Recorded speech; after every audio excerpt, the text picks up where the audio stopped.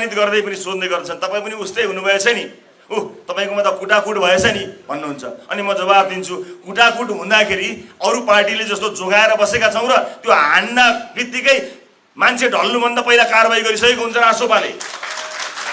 यदि त्यस्तो भयो भने म काठमाडौँको सांसद हुँ, थानकोट कटाइयोस्, नागरिकता खोसियोस्, चारपाटे मुडियोस्, सम्पत्ति विवरण बुझाएको छु, सम्माननीय सभामुख महोदय, सम्पत्ति खोसियोस्। मान्यज्यूहरू तयार हो? यदि यही 5 वर्षभित्रमा आज जनतालाई भनेको कुरा सेना आउँछ, स्वाधीनता लुटिन्छ, सम्पत्ति अरूले लिएर जान्छ, अमेरिकी कानून लागू हुन्छ भनेको कुरा 5 वर्षमा सम्झौता सकिँदै गर्दाखेरि भएन भने त्यो कुरा गर्नलाई तयार हो।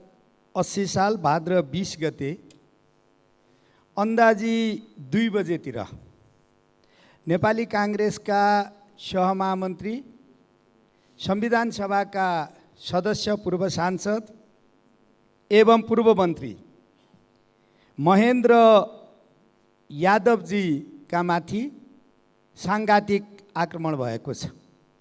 एकजना श्यामबहादुर सापकोटा भन्ने मानिसले खुकुरी प्रहार गरेर उहाँका माथि अत्यन्त क्रूरतापूर्वक र सांघातिक ढङ्गले आक्रमण गरिएको छ।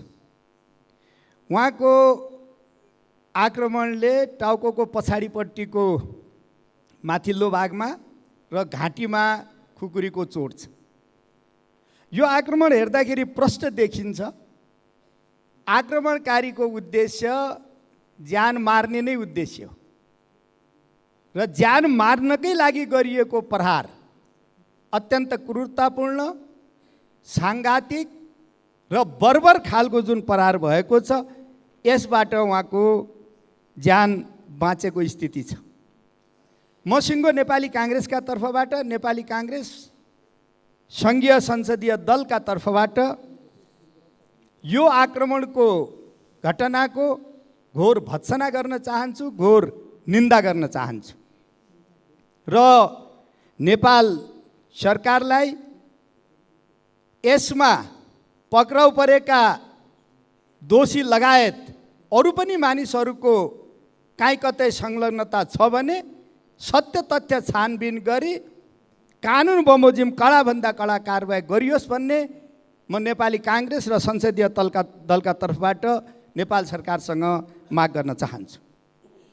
सम्माननीय सभामुख महोदय, यो घटना सामान्य छैन। त्यसो भएको हुनाले म माननीय गृहमन्त्रीजीलाई, माननीय उपप्रधानमन्त्रीज्यू र गृहमन्त्रीज्यूलाई म आग्रह गर्न चाहन्छु, यसपछि बस्ने प्रतिनिधि सभाको यो बैठकमा यो घटनाका बारेमा सम्पूर्ण सत्य तथ्य विवरणको जानकारी र यसमा भए गरेका सम्पूर्ण कामहरूको विवरण उहाँले यो गरिमामय सदनमा प्रस्तुत गर्नुहुनेछ भन्ने पनि म नेपाली कांग्रेस संसदीय दलका तर्फबाट माग गर्न चाहन्छु। सम्माननीय सभामुख महोदय, अहिले हाम्रो पार्टीको सहमहामन्त्री महेन्द्र यादवजी ट्रमा सेन्टरमा उपचाररत हुनुहुन्छ। उहाँ स्वास्थ्य लाभ गरिरहनु भएको छ।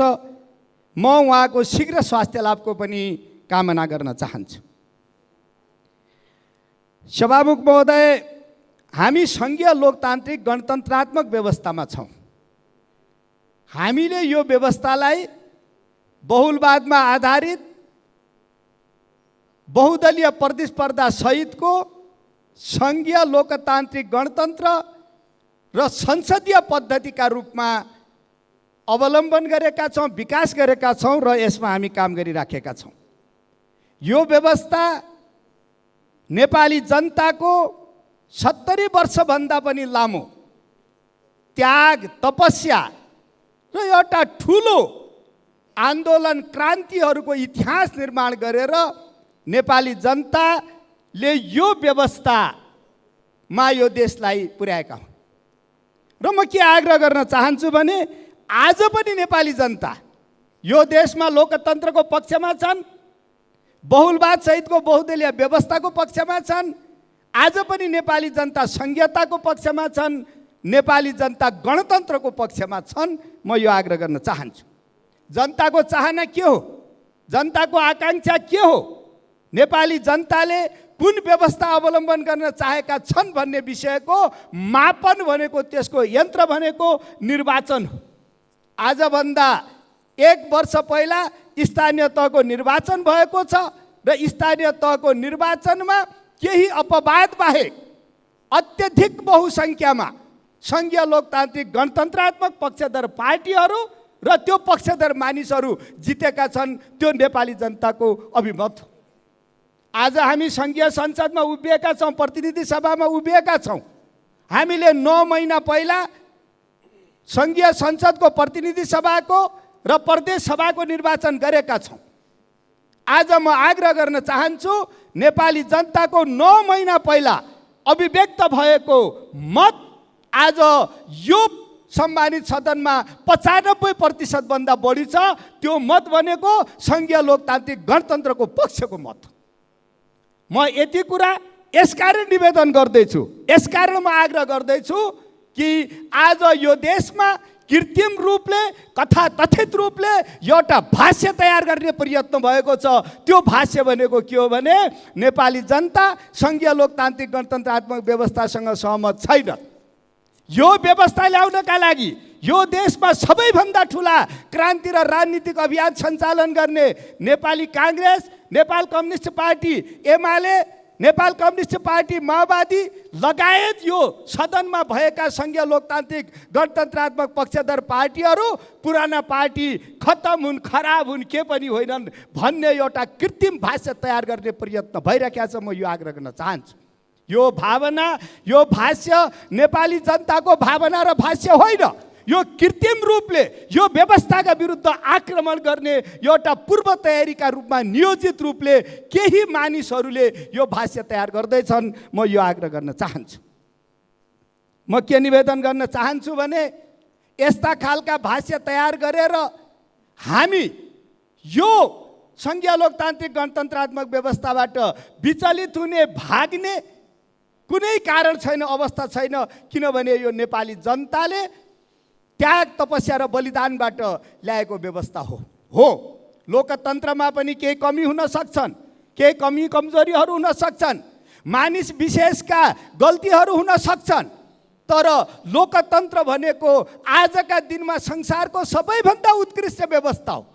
नेपालले मात्रै होइन, विश्वले नै एउटा कुरा मानिराखेको अवस्था हो। लोकतन्त्र संसारको सबैभन्दा उत्कृष्ट व्यवस्था हो र संसारभरि सम्भावना भएका, विकल्प रहेका व्यवस्थामा सबैभन्दा राम्रो व्यवस्था हो भनेर स्थापित भएको तथ्य हो। त्यसकारण लोकतन्त्रमा यदि कमी कमजोरी छ, लोकतन्त्रमा केही खराबीहरू छन् भने पनि लोकतान्त्रिक व्यवस्थाले ती कमी कमजोरीलाई आफै ठिक गरेर लैजाने ल्याकत राख्दछ। म यो आग्रह गर्न चाहन्छु। त्यसकारण आफ्ना फरक मतहरू, आफ्ना धारणाहरू, आफ्ना विचारहरू शान्तिपूर्ण ढङ्गले राख्न सकिन्छ। अभिव्यक्तिको स्वतन्त्रता छ, लोकतन्त्र छ। बहुदलीय व्यवस्था मात्रै होइन, बहुलवाद छ। तर आफूसँग असहमत हुने मानिसहरूले राखेका कुराहरू, आफूसँग असहमत हुने विचारलाई निषेध गर्नका लागि खुकुरी कहिले पनि विकल्प हुन सक्दैन, हत्या, हिंसा र आतंक विकल्प हुन सक्दैन। म यो आग्रह गर्न चाहन्छु।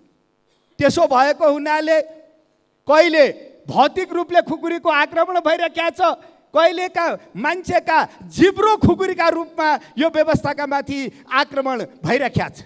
यी कृत्रिम रूपले बनाएका भाष्यहरू, कृत्रिम रूपले यसरी चाहिँ त व्यवस्थालाई कमजोर गर्नका लागि उठेका खुकुरीहरूलाई हामीले राम्रोसँग चिन्नुपर्छ। म यति आग्रह गर्न चाहन्छु। नेपाली काङ्ग्रेसका नेताको कुरा मैले गरिसकेँ।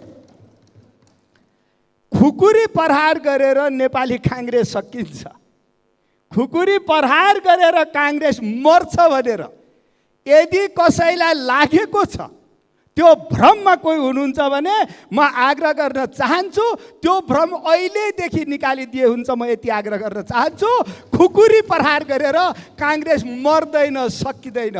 म यो निवेदन गर्न चाहन्छु। काङ्ग्रेस लोकतन्त्रका पक्षमा अविचलित ढङ्गले उभिएको पर्वत हो। मानिसले खुकुरी प्रहार गरेर काङ्ग्रेस सकाउँछु भन्नु र टाउको जुदाएर टाउकोले हिर्काएर पर्वत खसाउँछु भन्नु एउटै हो। म यो आग्रह गर्न चाहन्छु। यो काङ्ग्रेस लोकतन्त्रका पक्षमा अविचलित रूपले उभिँदै रहँदा राणाहरूले आफ्ना टाउका जुदाएका छन्। टाउका फुटे, काङ्ग्रेसको पर्वत उभिराख्यो। पञ्चायतले टाउको जुदाएको छ, राजाले टाउको जुदाएको छ। म के आग्रह गर्न चाहन्छु भने संसारको इतिहासमा पहाडसँग जुझ्ने टाउकाहरू फुट्छन्, तर पहाड फुटेको इतिहास छैन। म यति आग्रह गर्न चाहन्छु।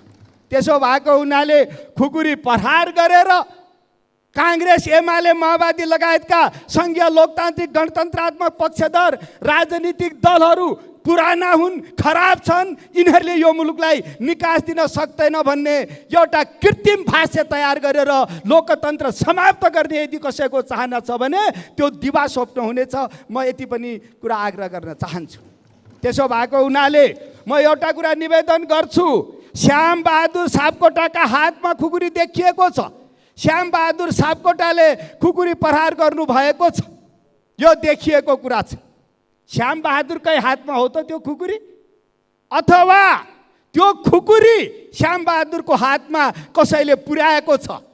र अर्को कुरा के आग्रह गर्न चाहन्छु भने त्यो खुकुरीको लक्ष्य हाम्रो नेता महेन्द्र यादव मात्रै हो कि लक्ष्य त्योभन्दा अगाडि पनि छ? त्यसकारण त्यो खुकुरी थमाउने प्रवृत्ति को हो? यदि व्यक्ति हो भने व्यक्ति को हो? यदि त्यो खुकुरी श्याम बहादुरका हातमा दिने प्रवृत्ति हो भने त्यो प्रवृत्ति को हो? र यो प्रहार यहीँनिर रोकिन्छ कि अगाडि बढ्छ भन्ने पनि चिन्ताका साथ कमसेकम यो सदन, कमसेकम सङ्घीय लोकतान्त्रिक गणतन्त्रमा विश्वास गर्ने हामी सबै जसले यो संविधान बनायौँ, जसले यो देशमा शान्ति यात्रा गऱ्यौँ, शान्ति ल्यायौँ र यही व्यवस्थाका मार्फत यो देशमा दिगो शान्ति, विकास, समृद्धि र सुशासन दिने प्रतिबद्धताका साथ अगाडि बढेका छौँ। हामीले गम्भीर रूपले चिन्तित भएर सोच्न आवश्यक छ। म यति आग्रह गर्न चाहन्छु। यसका सँगसँगै आज हाम्रो पार्टीको एउटा नेता, काठमाडौँ जिल्ला क्षेत्र नम्बर 4 को क्षेत्रीय सभापति, काठमाडौँ महानगरपालिकाको 7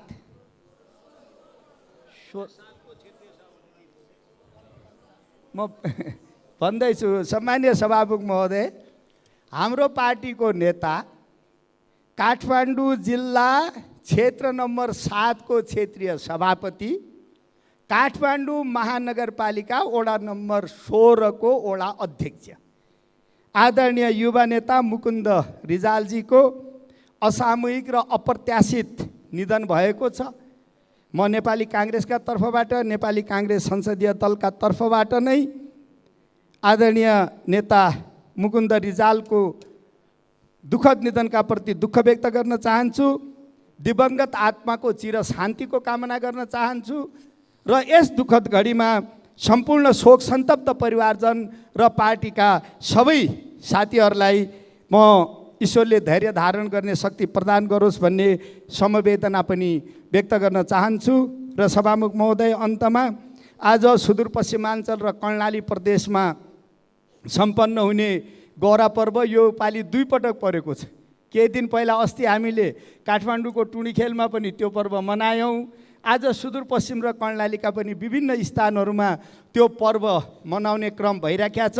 र म खालि के मात्रै ध्यान आकर्षण गराउँछु भने सम्माननीय प्रधानमन्त्रीजीले पनि आगामी दिनमा गौरा पर्वको अवसरमा राष्ट्रिय बिदा नै दिने भनेर प्रतिबद्धता व्यक्त गर्नुभएको छ। म त्यतातर्फ पनि सम्माननीय सभामुख मार्फत सरकारको ध्यान आकर्षण गर्न चाहन्छु र गौरा पर्वको उपलक्ष्यमा यो अवसरमा सम्पूर्ण नेपाली दिदीबहिनी दाजुभाइहरू देश विदेशमा बस्नुभएका सबैलाई हार्दिक शुभकामना व्यक्त गर्न चाहन्छु। धन्यवाद। जय नेपाल। पूर्व मन्त्री महेन्द्र यादवमाथि जुन साङ्गतिक हमला भयो त्यसको म घोर भर्त्सना गर्न चाहन्छु। नेपालको प्रजातान्त्रिक आन्दोलनमा उहाँको ठुलो भूमिका छ।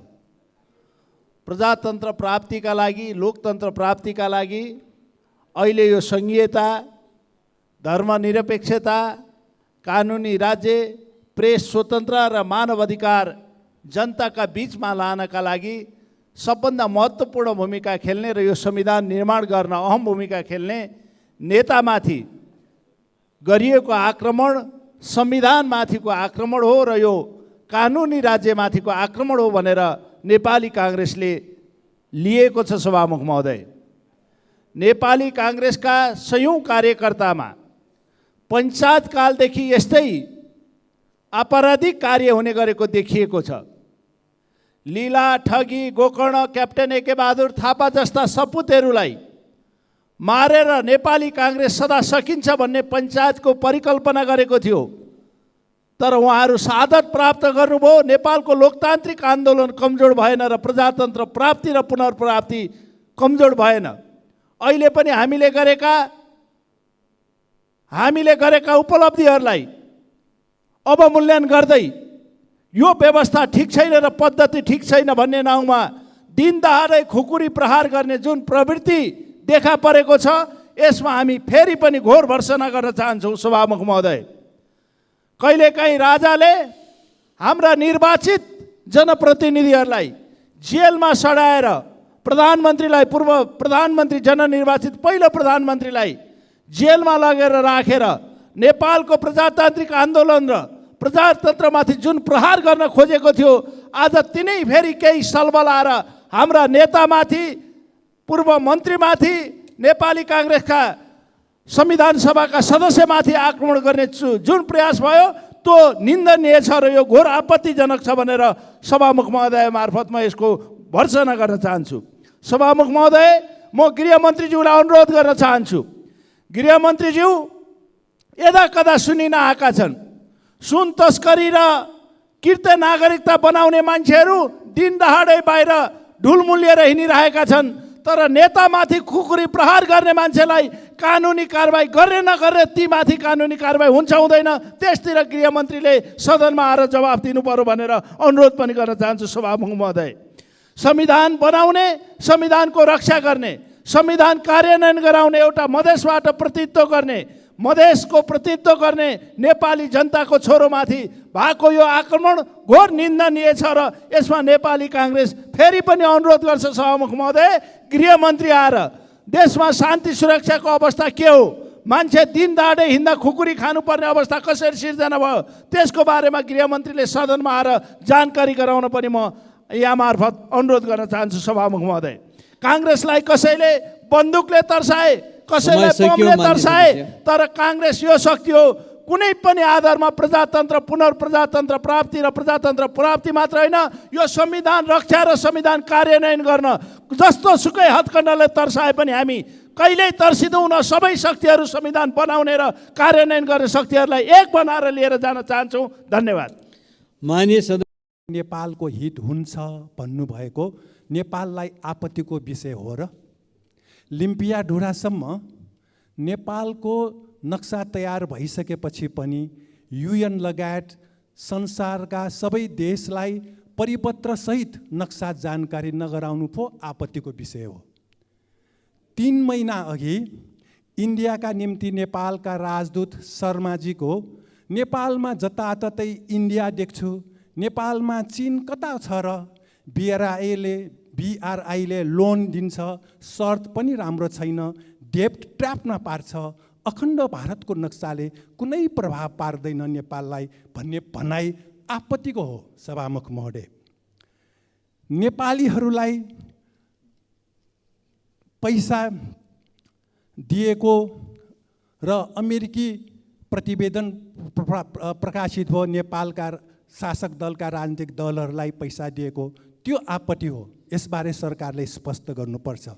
र अमेरिकी सहायक मन्त्री डोनाल्ड लूले MCC पास गर्नु नत्र ठिक हुन्न, युएनमा रुस विरुद्ध मत हाल्नु नत्र ठिक हुन्न भनी शासक दलका नेताहरूलाई फोन मार्फत धम्की दिनु आपत्तिको विषय हो। सभामुख महोदय, प्रधानमन्त्रीजी युएनमा जाँदै हुनुहुन्छ, युएनको सम्बोधनमा प्रधानमन्त्रीजीले अमेरिकी सरकारले युक्रेनमा युरेनियम भएको AIM-20 आमराम नामक क्षेप्यास्त्रहरू बिक्री गर्ने, रुस विरुद्ध युद्ध चर्काएको, वार्तालाई उत्साहित नगरेको र यसलाई धाकछोप गर्न रुसले प्रजाको कोरियालाई हतियार बेच्न लाग्यो भनी चेतावनी दिएको विषय स्पष्टसँग राख्नुपर्छ र अन्तर्राष्ट्रिय समुदायलाई भन्नुपर्छ।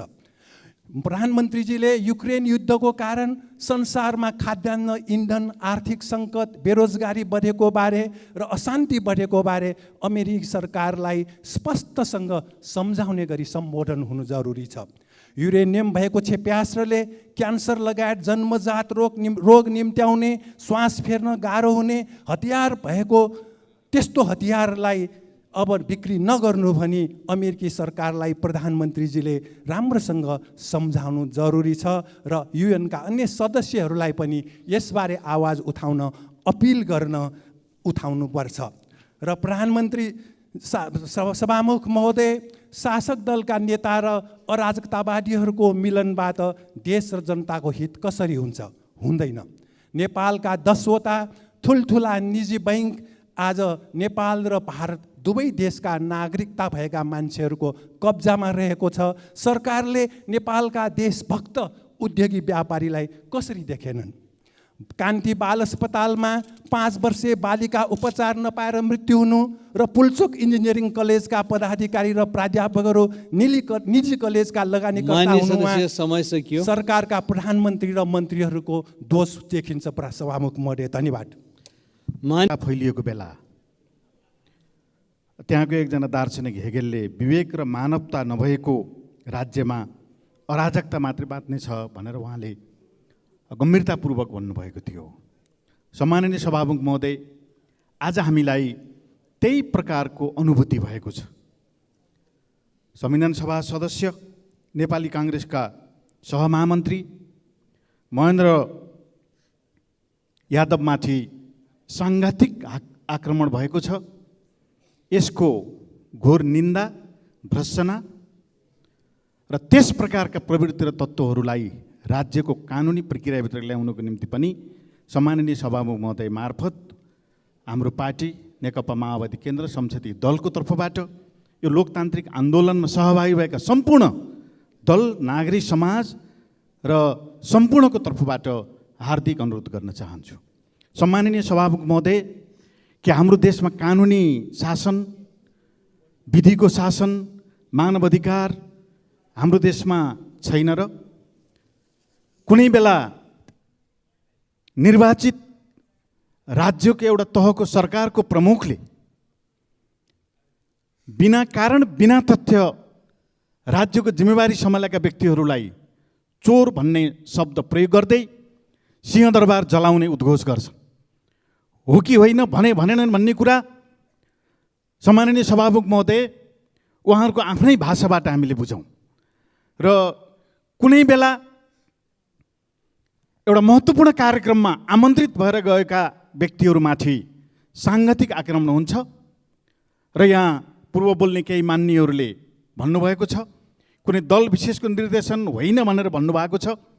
त्यसलाई हामी मान्छौँ, तर पनि उनले त्यहाँ व्यक्त गरेका विचारहरू, उनले चाहिँ त्यहाँ लगाएको नाराले के कुरा पुष्टि गर्छ भनेदेखि अहिलेको यो प्रणाली, अहिलेको यो संविधान, हामीले ल्याएका कतिपय अहिलेका राज्यका स्थापित मान्यताहरूलाई सिधै चाहिँ अस्वीकार गरेर, आलोचना गरेर त्यसको प्रतिकार स्वरूप, त्यसको प्रतिबिम्ब स्वरूप आक्रमण गरेको कुरा त्यहाँ व्यक्त भएको छ।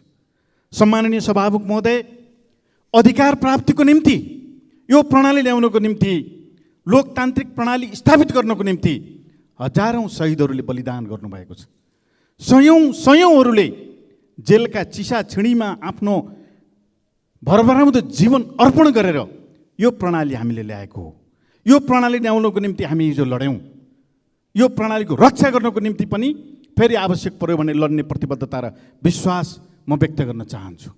किनभने यो प्रणाली हामीले ल्याएको, यो प्रणालीको रक्षा गर्ने दायित्व पनि हामीकै छ र यस प्रकारका अराजक गतिविधि र तत्त्वहरूलाई राज्यको कानुनी प्रक्रियाभित्र ल्याएर कारबाही गर्नको निम्ति पनि म हार्दिक अनुरोध गर्न चाहन्छु र महेन्द्र यादवको शीघ्र स्वास्थ्य लाभको कामना म व्यक्त गर्न चाहन्छु। र हामीले नयाँ पुस्तालाई के सन्देश दिँदैछौँ, नयाँ पुस्तालाई के प्रशिक्षण गर्दैछौँ, नयाँ पुस्ताले विकास, समृद्धि र सुशासन पक्कै पनि खोज्नु भएको छ। नयाँ पुस्तालाई हामी त्यो प्रत्याभूति दिलाउनु पर्नेछ र त्यसको निम्ति स्वच्छ छलफल, लोकतान्त्रिक अभ्यास, लोकतान्त्रिक प्रणाली र लोकतान्त्रिक प्रणालीबाट स्थापित भएका कानुनहरूलाई कायम गर्दै कानुनी राज र मानवाधिकारलाई हामीले राज्यमा स्थापित गर्नु छ। त्यसको निम्ति समाजलाई जान अनजानमा हामीले अराजकतातिर लिएर गयौँ र त्यो अराजकतालाई प्रोत्साहन गऱ्यौँ भनेदेखि राज्यले केही पनि प्राप्त गर्न सक्दैन। दार्शनिक हेगेलले भने जस्तै हामी पनि अराजकताको शिकार बन्नेतिर जान्छौँ।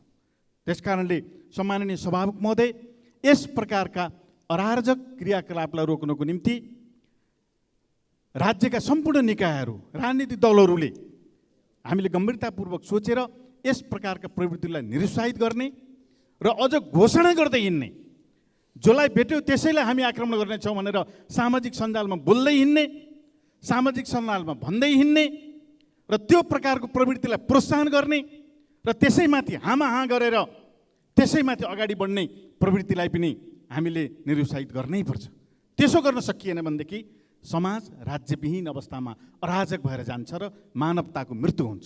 सम्माननीय सभामुख महोदय, त्यसो भएको हुँदाखेरि यस प्रकारका प्रवृत्तिहरूलाई हामीले नियन्त्रण गर्नको निम्ति यहाँ राजनीतिक दल, नागरिक समाज, बौद्धिक समुदाय, पत्रकार लगायतका सम्पूर्ण पक्षहरू एकजुट भएर यो प्रवृत्तिलाई निषेध गर्नको निम्ति हामी अगाडि बढ्नु आजको इतिहासको आवश्यकता। यसो गरिएन भने आखिरी को कहाँनिर कहाँ के काममा हिँड्दाखेरि उसको जीव ज्यान असुरक्षित हुने हो भन्ने कुरा यस प्रकारका घटनाहरूले प्रकट गरेका छन्। त्यसो भएको हुँदाखेरि यस प्रकारका अपराधिक क्रियाकलापमा सहभागी भएका व्यक्तिहरूलाई त्यो व्यक्तिको पछाडि अरू कुनै तत्त्व, प्रवृत्ति र शक्ति छ भने पनि उनीहरूलाई समेत राज्यको कानुनी प्रक्रियाभित्र ल्याउनको निम्ति सम्माननीय सभामुख महोदय मार्फत नेपाल सरकारको गम्भीर म ध्यान आकर्षण गराउन चाहन्छु।